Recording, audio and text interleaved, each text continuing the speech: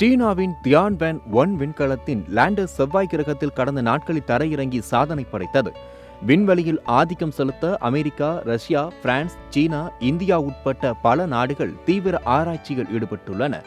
இந்நிலையில் சிவப்பு கிரகம் என்று அழைக்கப்படும் செவ்வாய் கிரகத்திற்கு விண்கலங்கள் அனுப்பும் முயற்சியில் பல நாடுகள் முயற்சித்து வருகின்றன. இந்தியாவும் மங்கள்யான் விண்கலத்தை செவ்வாய் கிரகத்துக்கு அனுப்பியது. அந்த கிரகத்தின் சுற்றுவட்ட பாதையில் இந்திய விண்கலம் நிலைநிறுத்தப்பட்டது. இதன் மூலம் முதல் முயற்சியிலேயே குறைந்த செலவில் செவ்வாய் கிரக சுற்றுவட்ட பாதையில் விண்கலத்தை நிலைநிறுத்திய நாடு என்ற சாதனையை இந்தியா படைத்தது. இந்நிலையில் செவ்வாய் கிரகத்தை ஆய்வு செய்ய தியான்வன் 1 என்ற விண்கலத்தை கடந்த ஆண்டு ஜூலை மாதம் சீனா விண்ணில் ஏவியது. இந்த திட்டத்திற்கு எப்படி இருக்க, அதாவது சீன மொழியில் நீ ஹவோமா என்று சீனா பெயர் சூட்டியுள்ளது. சீன விண்கலம் திட்டமிட்டபடி கடந்த பிப்ரவரி மாதம் செவ்வாய் கிரக சுற்றுவட்ட பாதையை அடைந்தது. அதன் பின்பு விண்கலத்தில் இருந்து லேண்டர் கருவியை செவ்வாயில் தரையிறக்கும் பணி தொடங்கியது. லேண்டரை தரையிறக்கும் போது கடைசி 7 நிமிடங்கள் மிகவும் மோசமானது என்று பல நாட்டு விஞ்ஞானிகளும் கூறுகின்றனர்.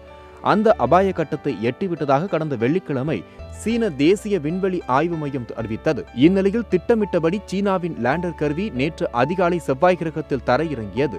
பாராசூட் மூலம் செவ்வாயின் வடக்கு பகுதியில் லேண்டர் பத்திரமாக தரையிறக்கப்பட்டது என்று சீன அரசு தொலைக்காட்சி அதிகாரப்பூர்வமாக அறிவித்தது. அதன் பின் லேண்டரில் இருந்து சிராங் என்ற ரோவர் ஊர்தி செவ்வாய் கிரகத்தில் இறங்கியது. சிராங் என்பது சீன மக்கள் வழிபடும் அக்னி கடவுளின் பெயர்.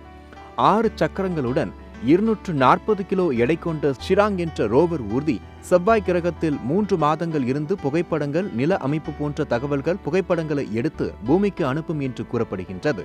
செவ்வாய் கிரகத்தில் லேண்டரை தரையிறக்கியதன் மூலம் அமெரிக்கா, ரஷ்யாவிற்கு அடுத்தபடியாக முதல் முயற்சியிலேயே செவ்வாய் கிரகத்தின் சுற்றுவட்ட பாதையில் விண்கலத்தை நிலைநிறுத்தியது, லேண்டரை பத்திரமாக தரையிறக்கியது, ரோவர் ஊர்தியை ஆய்வுக்கு செவ்வாய் கிரகத்தில் செயல்பட வைத்து ஆகிய 3 சாதனைகளை சீனா படைத்துள்ளது. இந்நிலையில் அதிவேக இணைய சேவைக்காக 52 செயற்கைக்கோள்களை விண்ணில் செலுத்தியது ஸ்பேஸ் எக்ஸ் நிறுவனம்.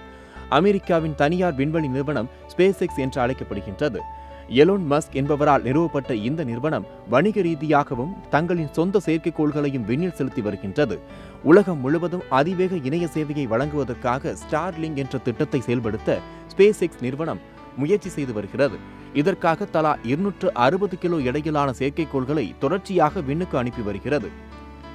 அப்படி இதுவரை பல்வேறு கட்டங்களாக 1500க்கும் மேற்பட்ட செயற்கைக்கோள்களை விண்ணுக்கு அனுப்பி வெற்றிகரமாக புவிவட்ட பாதையில் நிலைநிறுத்தியுள்ளது. இந்நிலையில் ஸ்பேஸ் எக்ஸ் நிறுவனம் மேலும் 52 செயற்கைக்கோள்களை பால்கான் 9 ராக்கெட் மூலம் அமெரிக்காவின் புளோரிடாவின் கேப் கெனவெரலில் இருந்து நேற்று விண்ணில் செலுத்தியது. இந்த புதிய செயற்கைக்கோள்கள் அனைத்தும் ஏற்கனவே அனுப்பப்பட்ட செயற்கைக்கோள்களுடன் இணைந்து செயல்பட உள்ளன. புவியின் சுற்றுப்பாதையில் செயற்கைக்கோள்கள் நிலைநிறுத்தப்பட்டதை தொடர்ந்து ராக்கெட்டின் பூஸ்டர் வெற்றிகரமாக தரையிறக்கப்பட்டதாக ஸ்பேஸ் எக்ஸ் நிறுவனம் தெரிவித்திருக்கின்றது.